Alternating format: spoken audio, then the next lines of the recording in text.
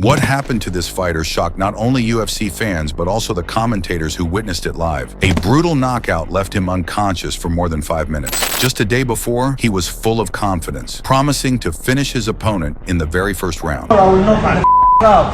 I will make you sleep. But inside the cage, things turned out very differently. Bernardo Sopai entered the UFC with big expectations. Born in Albania, he made a name for himself in the European regional scene with powerful knockouts and aggressive striking. He trained at All Stars Training Center in Sweden, the famous gym where Khamzat Chimaev and other UFC fighters also train. Sopai gained a reputation as a fearless young fighter. At only 24 years old, he was seen as one of the brightest prospects from his country. Before signing with the UFC, Sopai fought in promotions like Brave CF and Octagon MMA, collecting a 3-fight knockout streak. He had never been knocked out in his career, which made him extremely confident heading into this matchup. On the other side stood Vinicius Oliveira, a Brazilian striker known by his nickname Lock Dog. Unlike Sopai, Oliveira already had years of experience competing across Brazil, Asia, and internationally. He built a reputation for his flashy style, high kicks and powerful punches that could end fights in a single moment. Before arriving in the UFC, Oliveira fought in promotions like UAE Warriors in Shudo, Brazil. He collected several knockout wins, showing both power and creativity in his stand-up game. What made him stand out was his ability to stay dangerous even in tough fights.